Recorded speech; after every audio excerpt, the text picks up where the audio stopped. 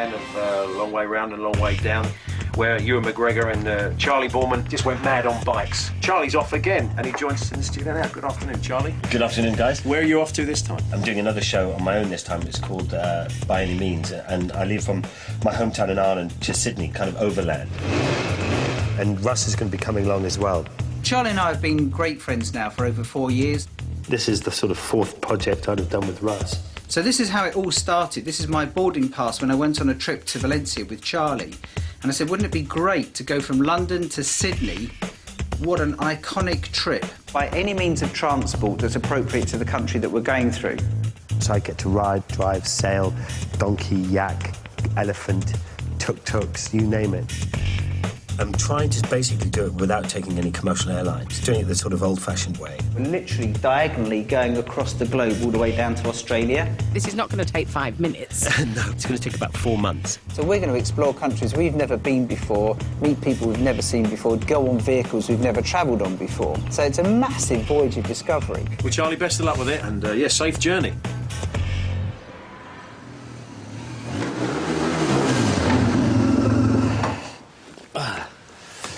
Well, I suppose I should give you a little tour around, actually. So this is the warehouse. This has been our London base for some of our expeditions.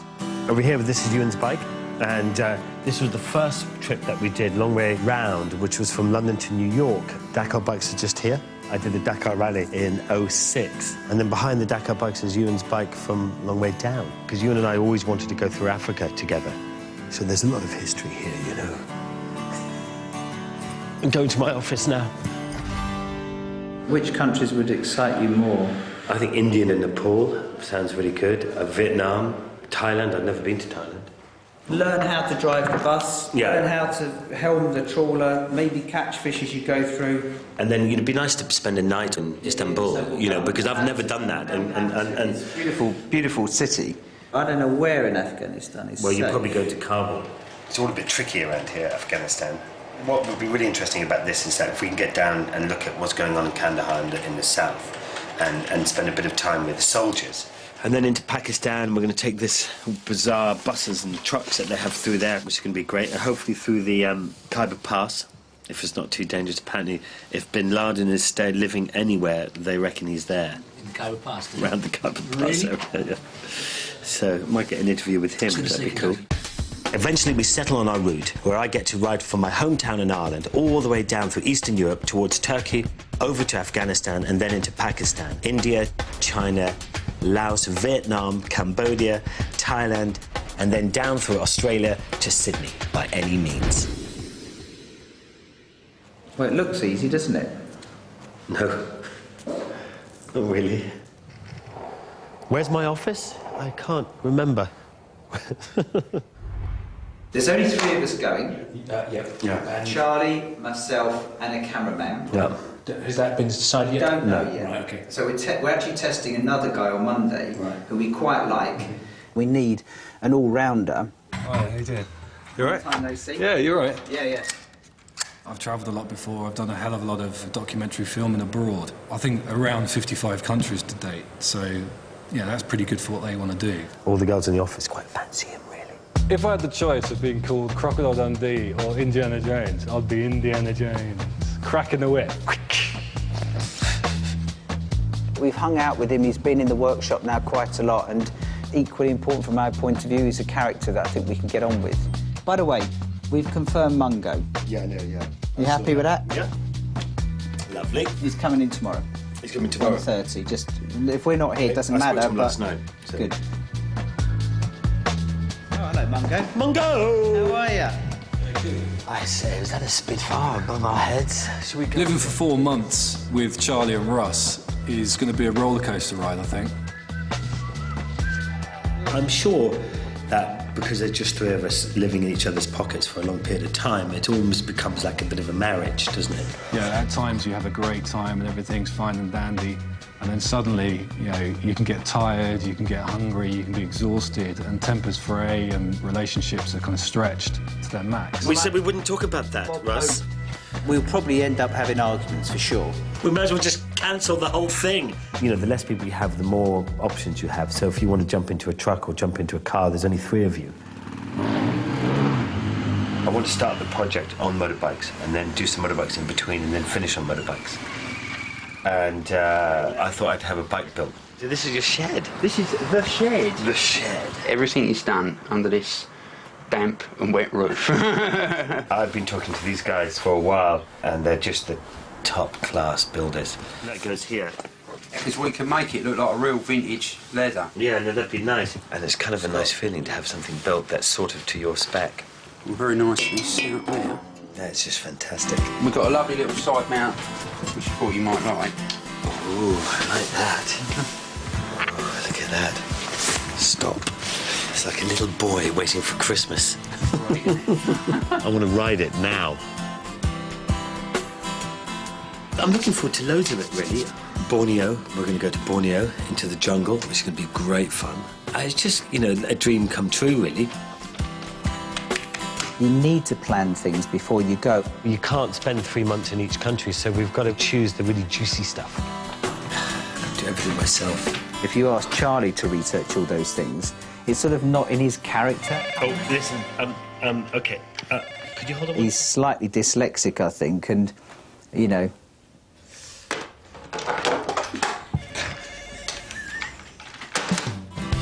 Charlie and I have both agreed that we're not going to rush. But by changing transport, of course, all that planning of, like, what are we going to do in what country and how are we going to hand over and at what time do we have to be there for that train to depart meant that we've got loads of deadlines. That's if we're allowed in anywhere. Bad news. Oh, yeah. We can't go through Afghanistan or Pakistan. Over 500 people have been killed this year alone in violence linked to militants who are fighting for control of this region that borders Afghanistan. Well, I think I'm very disappointed with that. I don't know. I'm not an expert on those areas, so... Obviously, with the situation in Pakistan, the bomb having gone off yesterday, killing 40 people... Mm-hmm. People like the Halo Trust are all very keen for us to come to Afghanistan, that they don't seem to see a problem there and that they can help out tremendously. They think it would be a good thing. We're not necessarily saying we're going to go to war zones because, like, we're trying to prove a point or anything like that. It's not about that, but it's about... No, but I'm just saying we're not but the whole point of it is about anything, going to places where people haven't gone Well, much anymore. no one goes to Iran. Can we go still through Turkmenistan, Uzbekistan? Uzbekistan's not Uzbekistan, no. Okay. Not really. Well, Iran is safe. To be honest, that's a nightmare. Yeah. Well, I think that we should get visas for Iran and go. If it proves impossible to go this way, then I think Iran's a very good option. There's still a lot to learn about Iran. What this really gets me, infuriates me, is when people say you can't do something. I really hate that.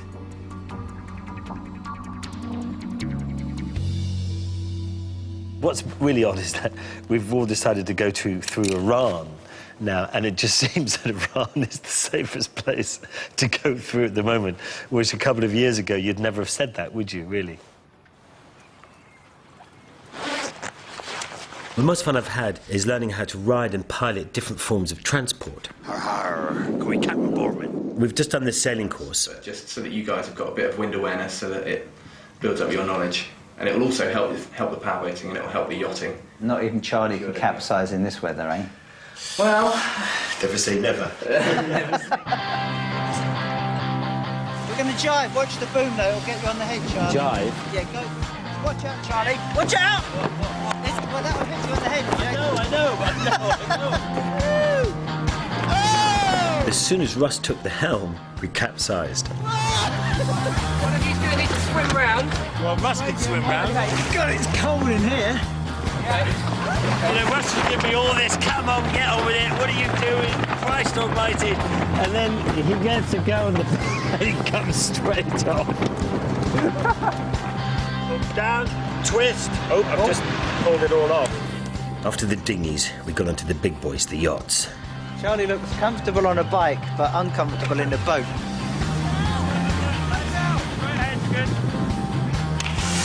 Help!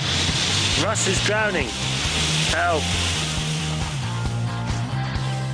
My sister's clairvoyant has said that horse riding is incredibly important on this trip. What do you think? I'm Nikki, I'm the manager, I'm going to be teaching today. Can we just quickly go through riding experience? Yeah, sure. How much have you done? I've done a bit. What have you done, Russ? I've done walking, cantering, galloping, but I wouldn't say competently. The horse riding instructor was quite a character. We didn't quite agree most of the time. Charlie, I'm saying balance. Little feel, not too strong. It's a balance. Bloody hell. I don't think he's used to getting bossed around. She just confused me, and so I found it difficult to try and do what she was asking me to do. I had a brilliant day learning how to drive the steam trains. It's a Nigel Greswold A4 Pacific is what it is. So I'm looking at all this now, and I'm just thinking total confusion as to what is going on. That's your train brake. That's the loco brake, which is the one we're going to be using today. This bit here is the reverser. That's the forward and back bit. Okay. Regulator. That's the go lever and stop lever.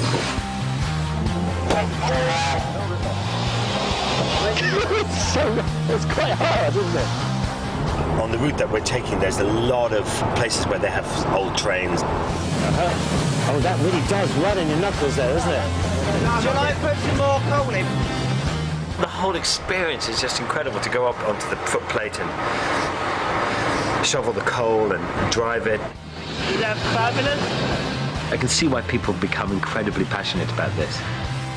The Royal Enfield is the oldest motorbike company in the world. The bikes used to be built in Britain, but now they're made in India, where they're hugely popular. I'm really looking forward to riding Royal Enfields through India. It's just, you know, I think it's every biker's dream, really. So we should have a go on one of these, shouldn't we?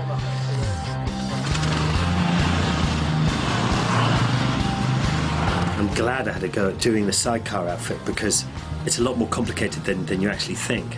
Normal motorcycling, to turn you have to lean the bike, and there's no leaning at all when you're riding a sidecar. You've got to actually turn the handlebars.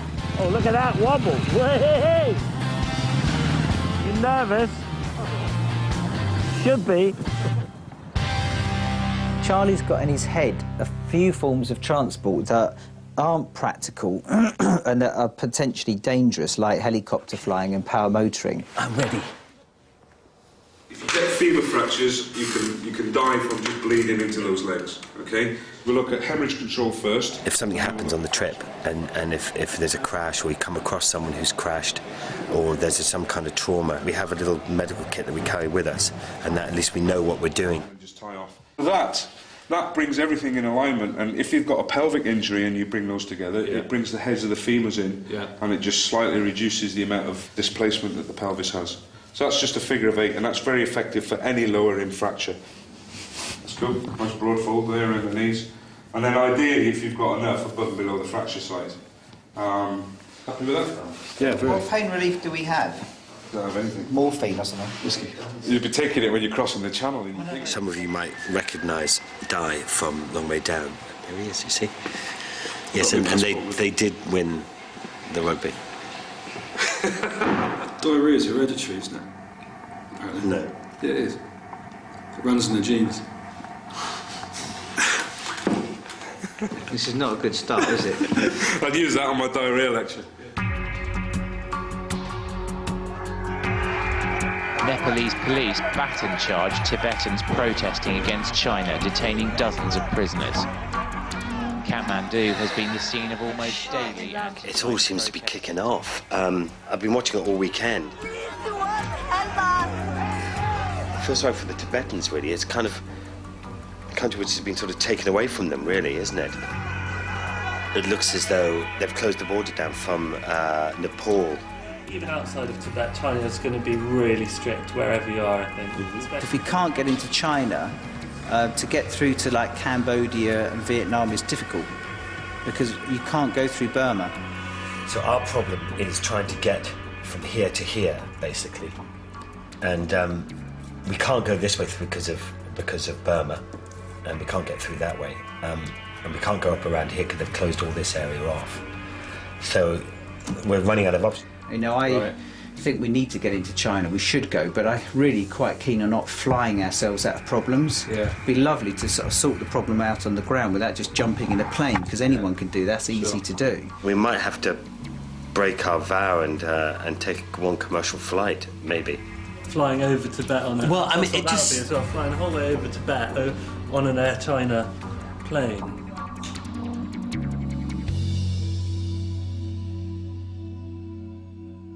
I'm starting to get the sleepless nights as usual, but that's always a good sign.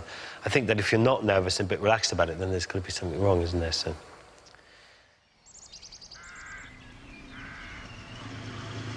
Here today to look at the sort of second stage of my little triumph that I'm having built. Fingers crossed I like it. Ooh, look at that dude. How are you? Mate, how are you? It looks fantastic. Look at all that. That looks all nicely mounted up here as well. That's beautiful. Well, it has been pretty quick, yeah. It's the quickest we've ever done one. This is all That's original all stuff. original just stuff, yeah. These look lovely. This whole thing here, when you put these in. Yeah. How exciting. It'll be done just in time, I think. I hope. I can just see on the last day of leaving, still bolting things together. Well, we're starting off in Wicklow in Ireland because that's where Charlie was brought up. That's where he learnt to use motorbikes, and we sort of feel that's his sort of spiritual home because that's where his dad lives. Well, we are in Dublin, and we're going off to see my dad and Tommy Watchford, who's the whole reason I started riding bikes was because of him. I'm with Ollie and Dún and Kinvara. So this is the Wicklow Mountains that we're going up towards now. Isn't it beautiful along here? You see it in the summer as well, when it's really green. That's why they call it the Emerald Isle, because there are so many shades of green. I'm so excited about being home. Always good to come back here, And there's the house. Hey, Tommy. So this is the man who's responsible for motorbikes. Keeping the bikes fixed up for him. Yeah, we used to crash them, and he used to fix them. Someday. And I blame you for it all, yeah. Tommy. Here's my bike. This is my DT100. Here we go. Come on, baby.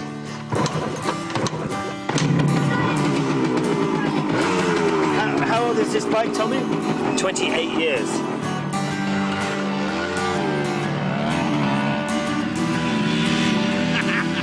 '78 was, and he see me on a motocross bike, and he says, I want to try that someday.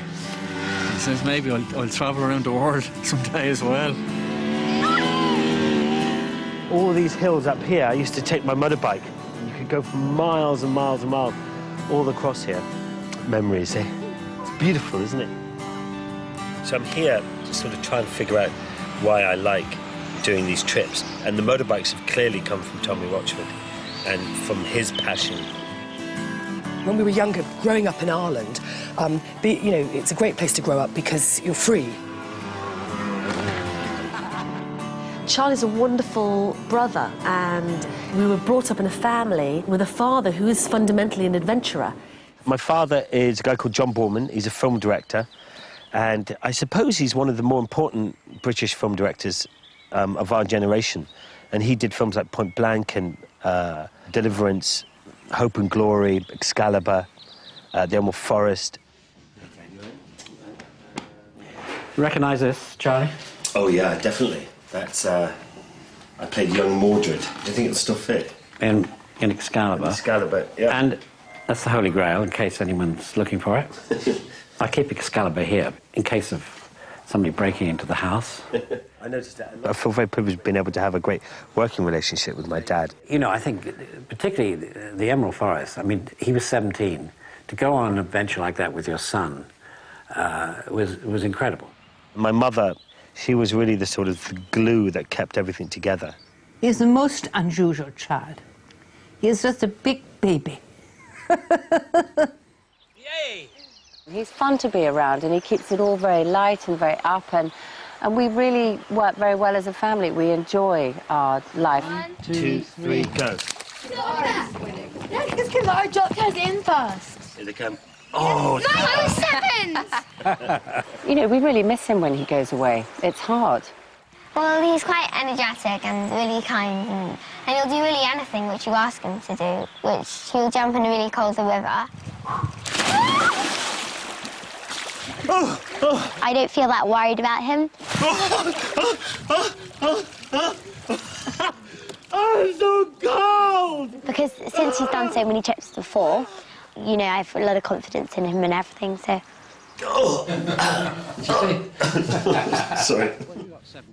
Everybody always envied his ability to relax and be at ease. And he could just walk into a room and connect. That's what he's always had. It's been lovely to spend some time at home, but more importantly, to spend some time with my children. They had a little sort of taster of what my childhood was like when I was a kid. I mean, I just walked out the door and that was it. I wasn't seen most of the day. And I feel ready now to get back and to have the sort of mayhem of next week before we leave. Mungo, how are you? Good. So these are the DaVita helmets. Charley Boorman O positive. This is Russ's. What do you think? Have you packed, Mungo? Yeah. How heavy it is, eh? Yeah. But that's just personal. Mind you, there's a camera and stuff in there as well. Yeah. I just remembered. What about your makeup and stuff? Is that in there? Well, I thought you were going to be my makeup artist as well, weren't you? Well, I am, but you're carrying it. That's the deal, isn't it? Oh, yeah. I've got the paintbrushes and the rollers. So we start off on these 3 old British bikes. This is my bike that I'm taking. It's a Norton 850 Commando. And then Mungo would be on another bike, which is a Triumph T160. Charlie's bike, the guy said it's not going to arrive here till Wednesday night. In time for the van to leave on Thursday morning to take the bikes over to Ireland. For 4 months, they've been building this bike and they've left it to the last moment before it's delivered. Wednesday night, he's going to come here, so God knows what that means. If it doesn't arrive Wednesday night, he hasn't got a bike to ride. I feel quite nervous at the moment. My hair's getting quite long. Probably not going to have a cut during the trip, so I thought I'd just trim down a little bit. Look at this. I got my friend Richard to source me out a bag, and he found this beautiful leather suitcase. Isn't that just stunning? Hello, bud. You look a bit knackered, mate. I'm absolutely shattered. Oh my God, look at that. Oh, wow. I could cry. Oh my God, it's better than I thought, even from the backside. I love that colour. It's just... Oh, yeah, well, that's what I've come to... Look at that. My God, that is amazing. Can you hear it? Oh, yeah. Can I start it? How amazing is that? Oh, God. I feel like crying. I'm very emotional. Cheers. Sounds great. All right, mate. Well, you're happy, that's the main thing. I'm so happy with it.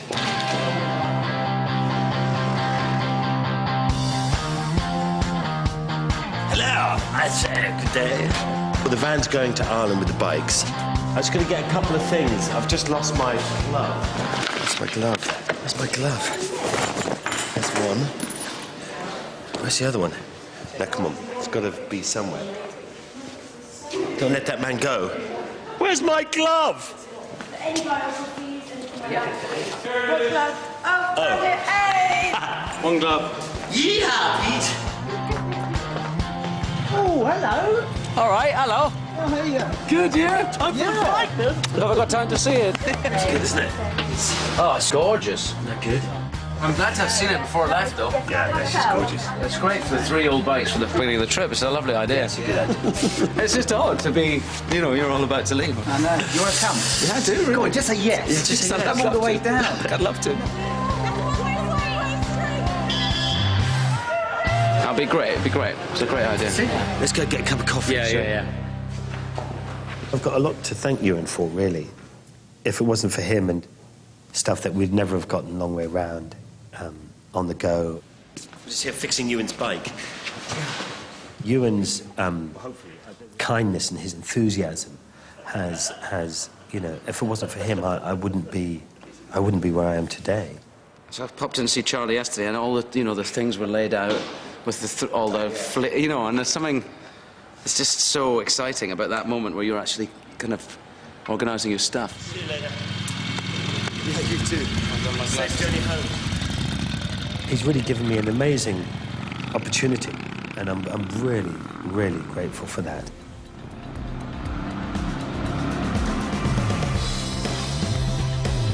We've arrived in Dublin Airport. Just heading off to Charley's dad's house. My bike is in Ireland, an absolute beauty, isn't it? The bikes are there. So this is a 1975 bike, which used to be part of a poster that was on my wall. When this was born, I was about, what, 4 years old? It's amazing, isn't it? Still going today. What a beauty. Use the battery and the start at the same time. The battery's dead, though. Well, we get some jump leads. I think you probably want to start that up, don't you?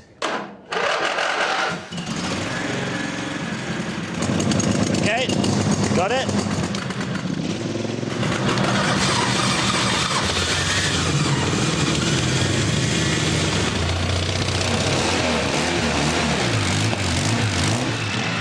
We're just about to go on the big adventure of a lifetime. They're ripping up my lawn at the moment with a motorbike. It's going to be mad. We're going to be every single kind of transport you can possibly imagine. I think I'll be really glad when they go. In all sorts of extraordinary places, and hopefully we'll get into lots of scrapes and scraps. Look, this is my map. It's a glorious adventure for him. I'm thrilled for him. Wish us luck.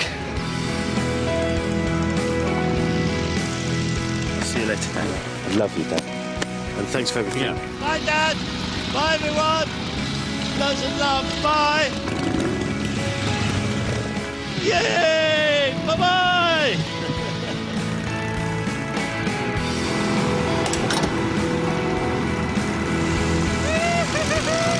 That's amazing. By any means is underway. 18,000 miles in front of us.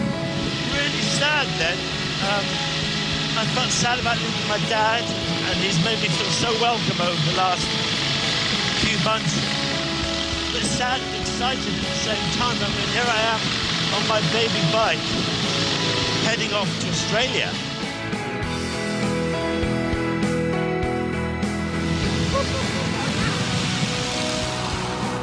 It's going to be a real nice way to sort of break into the journey this next few days on motorbikes, and especially going up to the Isle of Man. Just had a couple of people stop us and had to take photos. Quite funny. In a few weeks' time, the Queen's coming here to Dublin, and so they've put up this huge poster of the Queen to say, you know, congratulations, come on, we're all ready for you. And it says, coming soon. Yeehaw! Here we go. We go through the big tunnel. This is like 8 kilometres long. It goes under the whole of Dublin. We've been on the road for about 5 hours and riding to Kill Harbour in Northern Ireland to get ready to go on a scallop trawler.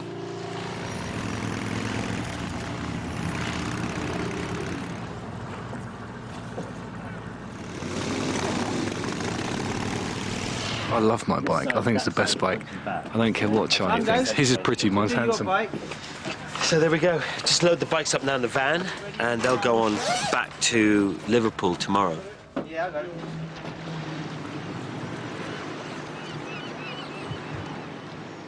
This is what's in my bag. It is so heavy. I've got to sort that out. I really have to. So we've turned up in this place in Kinkeal on the one night where there were so many people are going to be here. 6 or 7 or 8 bands marching tonight. It's amazing, isn't it? Anyway, I just spoke to the policeman. He came over. He was on the motorbike, and I was asking, you know, will it go late tonight? And he goes, oh, it'll be really late. So you guys are in different bands, are you? Yeah. And which band are you with? Kilkearney, Volunteers, Margaret Hill. Just promoting the Protestant culture here. And there's been marching bands for hundreds of years here, so. We're going to get up at 4:30, so maybe I'm thinking maybe just not go to bed. So. You live here, she's staying in here. Yeah. You might not get to bed. There should be a disco on in there, so that'll be. Oh no! So it's going to be a really long night. Oh no! No!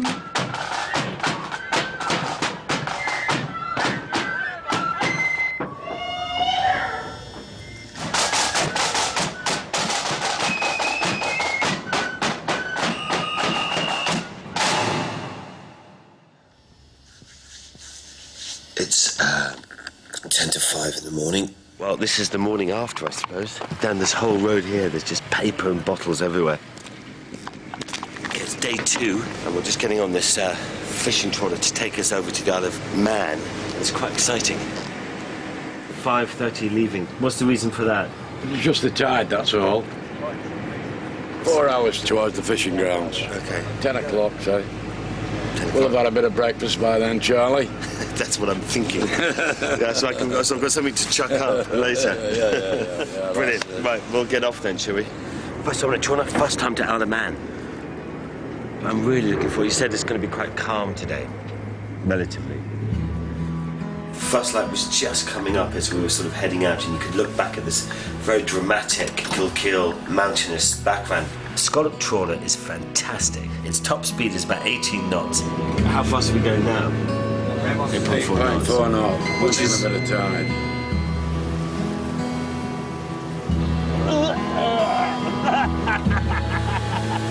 I'm just baiting the fish.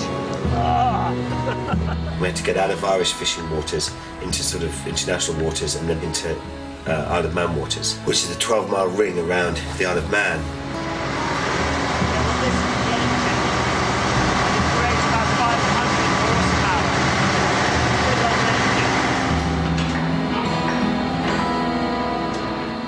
So they're going to drop these down. They go down to the river, to the seabed, and then we'll drag them for about an hour and a half, 2 hours to collect all the scallops. So cool. This is where they sleep, so they put the dredges down for an hour and a half, 2 hours, and they'll grab some kit. And up top they have these little buttons for alarms all over the boat. And so they can wake them up when the dredgers come up, and they all get up and go straight to work. Everyone knows what they're doing. These guys are out maybe between 4 and 6 days at a time, and they say that they never get much more sleep than an hour here or half an hour there, or if they're lucky, maybe a couple of hours. And that goes on all for the 6 days.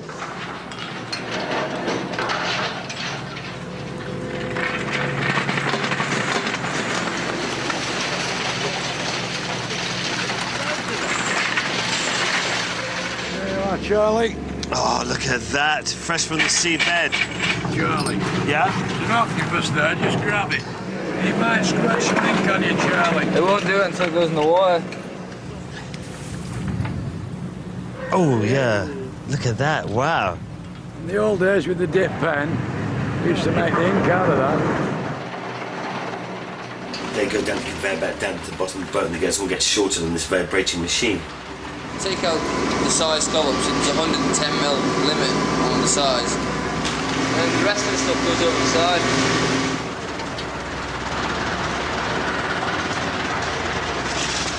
My name is Scallop.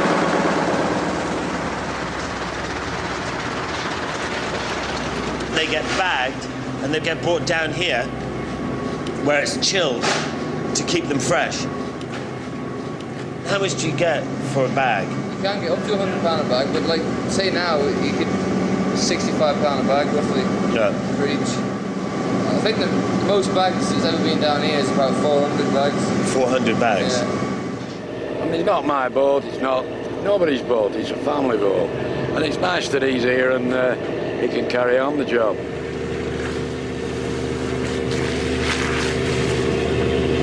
Just going to use some fried scallops. That's virtually cooked out there now. So just that little bit left in the middle. Delicious. Absolutely delicious.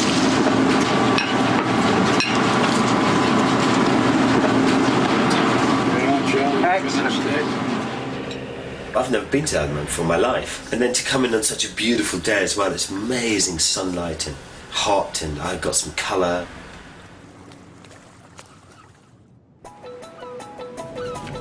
For 2 weeks every year, this island is turned into an enormous motorcycle racetrack. The Isle of Man TT is watched by thousands of people every year. And at the start line of the most dangerous and famous race in the world, and Milky actually knows quite a bit about it being dangerous, having just seen his clip of his crash. He's a man who still must be very sore. We're on board with Milky Quail, and you can see there a bit of a fly problem. It's very, very tricky around the Isle of Man. Oh, and he brushed the ball! Oh, Milky Quail Had a bit of an off there at Ballyspur. Caught my shoulder on the wall, and the rest was a bit of history, really. So you can see these jagged rock face here. Yeah. Basically, as you leant over on the bike, you know, you sort of like into it, and that's basically what I caught just there. And I just peeled in a little nanosecond too early, just caught my shoulder, and of course that pulled me off the bike, sent me across the other side of the road, and this is where I hit the wall, and that's where it shows you all hell breaking loose then, where I get separated from the bike, I fly up into the air, the bike disintegrates into thousands of pieces, and I basically fly through the air and land right over there. My impact point then was basically here, against these tree roots and stuff, and then I rolled out to the middle of the road.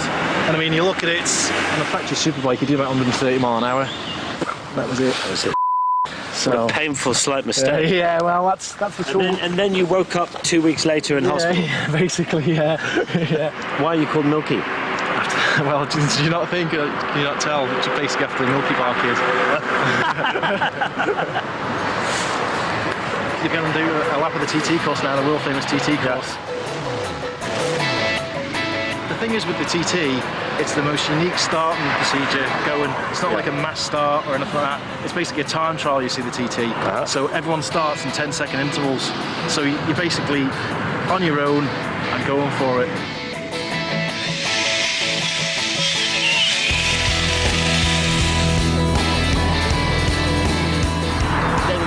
John McGuinness, he's the current lap record holder. He's done this 37.75 mile lap. He's done it on an average speed of 130 miles an hour. Well, I suppose you're the man to beat, aren't you? So, yeah, I mean, seems to be on the superbike. Yeah, I mean, I've won them all since 2004. So, you know, I've had a fantastic run. I'm following John McGuinness. How incredible is that? This little section of the course is my favourite bit of the track. Don't ask me why, but this right and left kink here, flat in top gear, fifth into sixth gear, probably 170 mile an hour at this point now on this left-hander. It's absolutely unbelievable feeling through there. Oh yeah! There we go! Oh my God!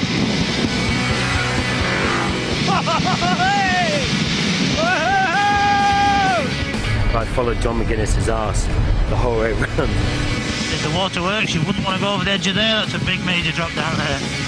This is really the start of the mountain climb round the gooseneck.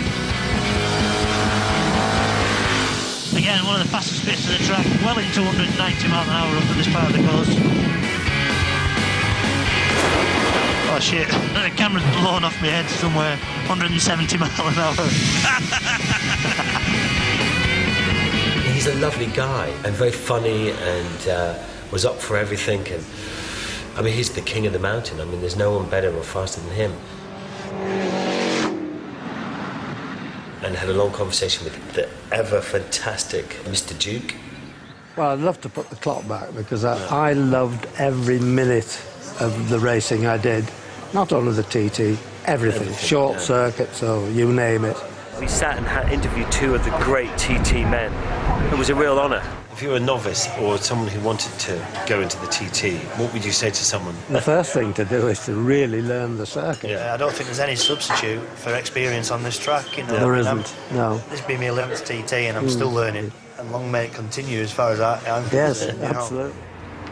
Well, that's Douglas, that's the Isle of Man, and I must say I've kind of fallen in love with this place a little bit, and I think I'll come back for the TT next year and spend a bit more time here. It's a lovely place.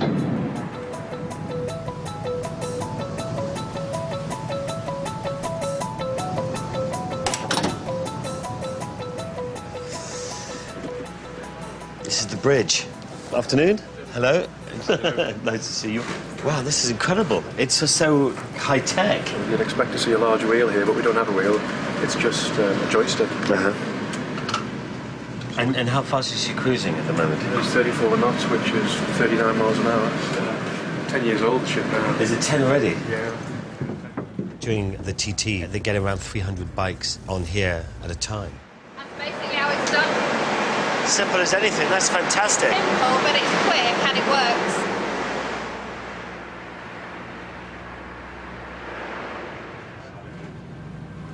This is Liverpool. This beautiful building here is the... What's this building again? The Liver building. This... And then... How's it going there, okay? We've got the pilot boat here on the way. Oh, right, what, the little orange and black one? And we have told them that we're approaching the berth. So I can't berth the ship at the moment until he moves. Doesn't look like there's any activity at all. I can't afford to get any closer into the berth now. We're just treading water, really. The wind nearly dead ahead. We've had long enough, haven't we? Ah, there's somebody on board. Here he goes. He's got the eyes backing out. He's going quite fast, isn't he? So we're now in Liverpool, and we're going to jump on a train to get to Coventry, to sleep in the Coventry Transport Museum. Oh, shit. It's 10 past now, and our train leaves in 5 minutes, and we're not out of the taxi yet.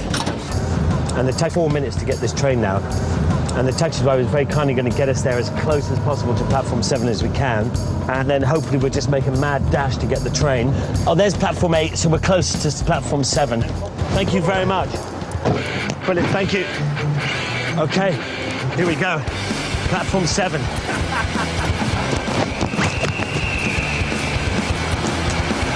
Here we are. Come on, let's go. Oh, man. Oh, we got there, we did it. Door's closing. Hiya. Look, I don't think you could get any tighter than that. Well, going to the Coventry Transport Museum, where my long-range round bike is on display. And we're going to spend the night in the museum, and apparently it's quite haunted. Oh, this is the Coventry Museum here. Oh, it looks flash. It's cool, isn't it? Wow, what a place. This will be Russ's car if he's driving it. There's just cars everywhere. Look at these little cute things. They're just all gorgeous, aren't they? My grandfather used to ride one of these for the army. Anyway, look, we're in the Transport Museum. We're going to go up and have a look at my bike. Is here. Oh, I've been on here. Ooh. Beautiful bike. These grips here were fantastic because you could put your legs up here, so then you'd ride the bike like that, and when it was really hot, you would just lean down and you'd just get some wind up your leg. Wow. You're right, Yeah. this place is haunted. Go on, Steve, tell us the story. Oh, yeah. We got, upstairs we've got the bike rooms. Yeah. And it was all given to us by one guy, Sammy Bartley. We had one of our museum assistants. She walked round, she saw this old guy with a beard, bald head, grey hair and a set of tweeds sitting on one of the bikes. A couple of months later I was reading his obituary in an old cycling magazine, and he actually died riding one of these bikes. And he looked just like how she described him. And a couple of workmen have come running out of here. Really? Yeah. We had Cool. It is creepy in here, isn't it?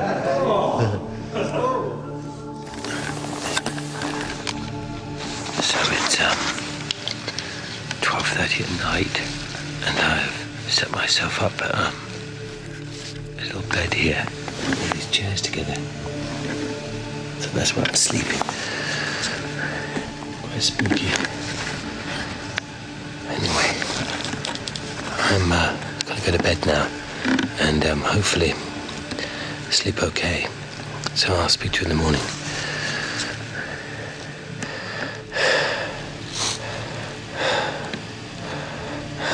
What's that breathing? It's me.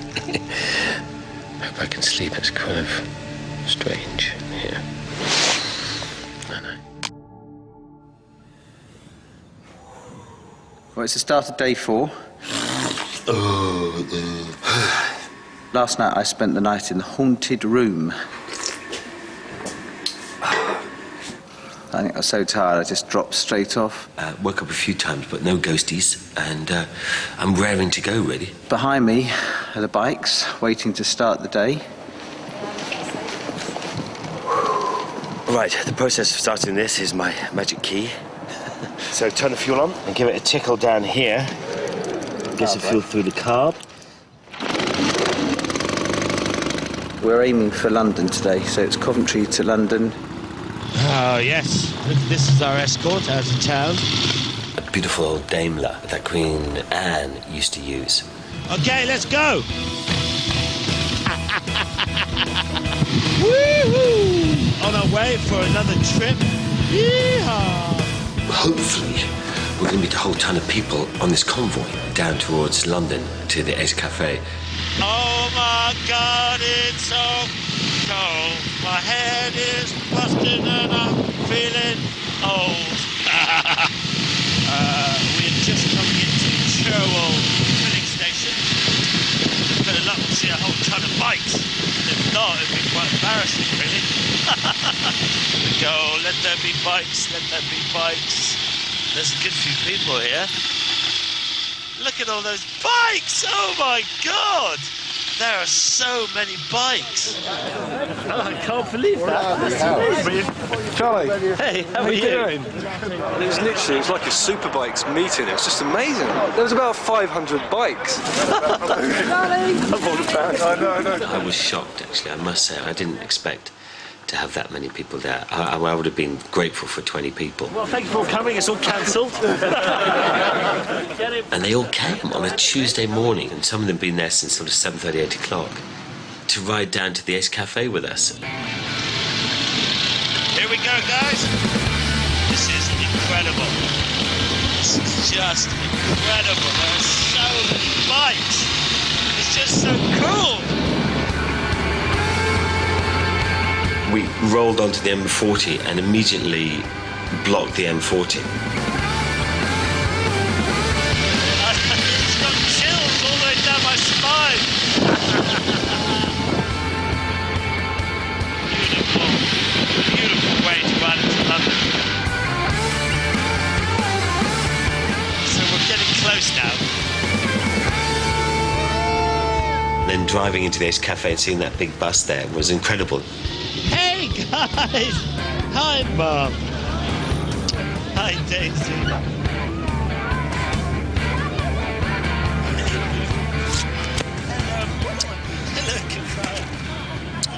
And I just really didn't expect that many people to turn up, and I felt a real pride. It was just wonderful. You just couldn't ask for anything more, really. We just arrived here at the Ace Cafe, which is a perfect location to say goodbye to all the bikers that we know and get on board this red bus. Look after yourselves and enjoy. Enjoy. Get up in the cab. Safe journey! Bye, guys. I need all the... Yeah, see you, guys. Got that bit right? I've never driven one before, so wish me luck. Gears? Yep. All you need to know about the gears. That was a 5-minute course on how to drive a bus. When you've released the handbrake, if it doesn't move, just with the clasp in, just pull the handbrake up and release it straight away and it will give you the gear. Okay. I'm driving a bus. Can you believe it? Bye, guys. Woohoo!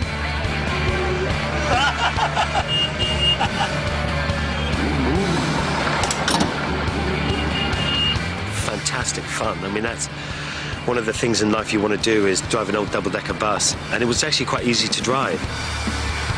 The old Routemaster double-decker was built in 1956. It can carry 76 passengers, and it has the top speed of 54 miles an hour. Beautiful. Thank you very much. Oh, jelly bean.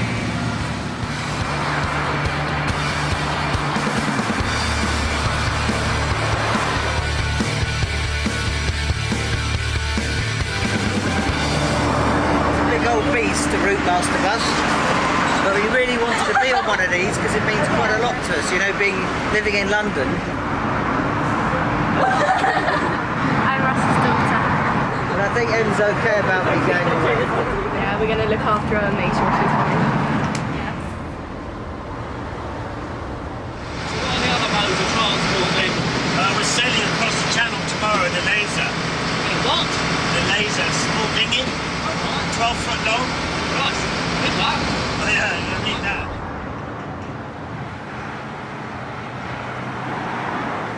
Can't quite see if there's anybody up your arse, can you, on this?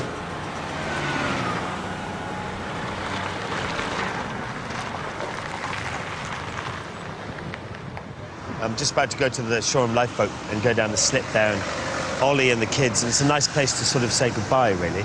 I feel a little bit sad about that. I always feel a little bit sort of half empty when I'm not around Ollie and the kids. We're quite a nice little pod of 4, really.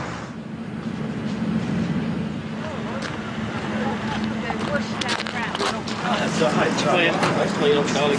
Charlie as well. Yeah. This is a big boat. It's a time class boat. Sorry? Time class. Time class, what does that mean? It's the only boat that fits in a boathouse that goes down the slipway, which you're going to experience in a minute. So what's the whole process that you have to go through to go down? Well, we lower the boat forward, take the safety chains out, lower the boat forward, and then she falls over on the cradle. We've got a hydraulically controlled cradle. She comes down level with the slipway, we knock the hook out and away she goes. And you guys completely rely on donations? Absolutely. There's no involvement in the government at all? None at all, no. No. It costs well over 100 million a year to run the whole of the service. And you raise that every year? Yes, yes. When was it founded? 1865. 1865. And in those days it was just, they were just rowboats and that. Absolutely, yeah. But you're glad you weren't born then. Yeah, they were men then. They had to learn to row those boats. And how fast does the boat go when it's coming down? It all depends on the state of the tide, obviously. The way the tide is at the moment, it's quite a low tide, so you get a lot more run. But it's still quite exhilarating when you actually hit the water. And how long have you been doing it? 38 years. Part-time, are you full-time now? No, I'm just volunteer. All volunteers? None of you get paid to do this? God, what a hero. This is so great. I can't wait. I didn't realise that we can stand right on the bow here as we go down. Flash it up! This is fantastic. It's going to be really good fun.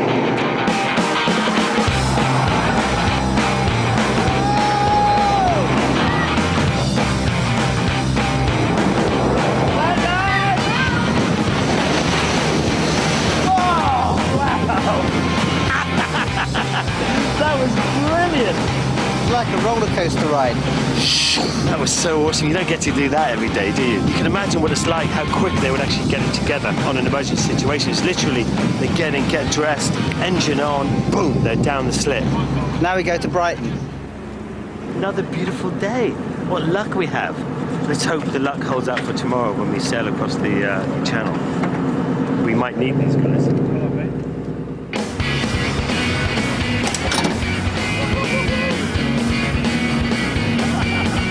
I can't keep it in a straight line.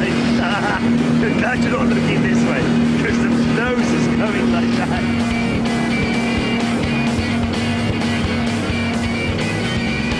Oh, brilliant. I'm all worried about the seawater.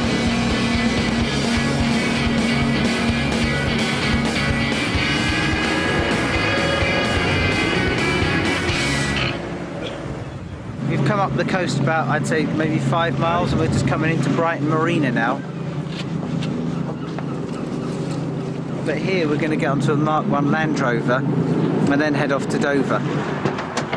I love travelling on old classic vehicles, and this Landy is definitely one of those. The vehicle took off very quickly after the Amsterdam Motor Show in 1948. They sold 1,740 odd Land Rovers the first year, and then the order books just went from strength to strength to strength. After 60 years, we're still making them. The last 3 or 4 days has been pretty mad, really, ever since we left my dad's house in Ireland. Whose idea was this? This was Charlie's idea. Got the old-fashioned indicators here. You just rotate that thing and this little thing flops up.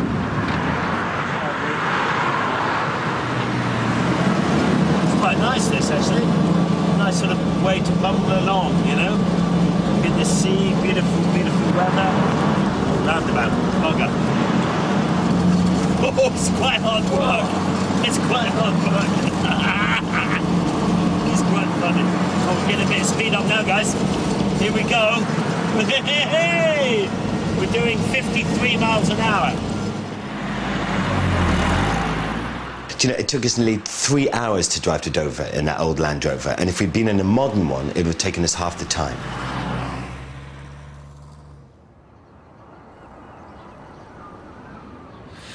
First thing in the morning, just got up, and it's the day of crossing the channel. We have to cross that today. on a little dinghy, not much bigger than these boats down here, with Charlie at the helm. I just don't know what I'm doing.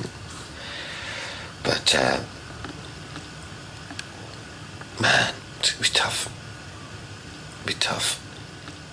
I don't really know how to sail at all. And Russ knows a bit, but last time we were in a boat together, he capsized it. He took the rudder and within 30 seconds it tipped the boat over, so... I'm really quite worried about this crossing. I mean, it's the busiest shipping lane in the world, or one of them at least. Charlie and I both fancied the challenge of actually crossing the channel ourselves, and we picked the Laser because it's an easy boat to handle. All we have to do is just sit there on one tack and go straight across. Be there for tea. I think the wind's against us there, that's the only problem. Is it? Yeah, it's coming off the shore.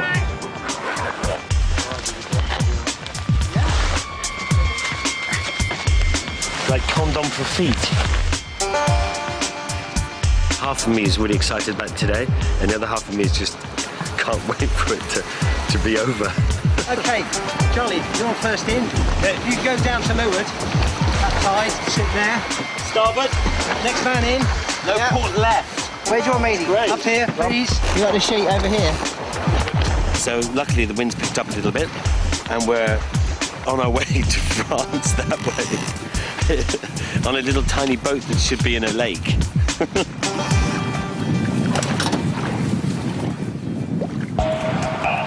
It's going to be a bit rougher when we get out of the harbour wall, do you think? A bit lumpier.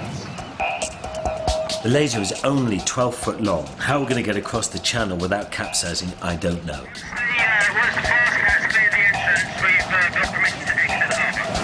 Looks a bit rough out there. The wake off the back of the sea. Yeah. Chaps.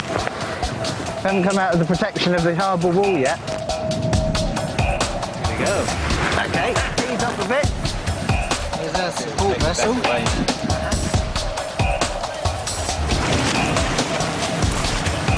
That's it, that's good. That's what we should be like.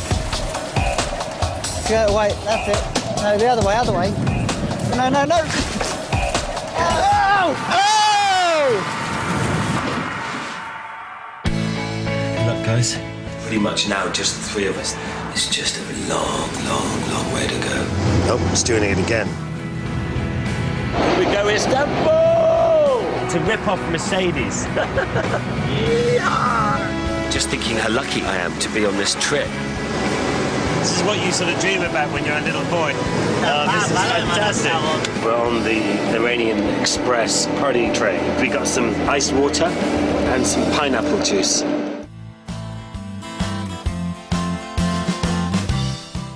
Brand new Spooks Code 9 starts over on BBC 3 now. Next on BBC 2, a look at how science discovered global warming in a brand new series.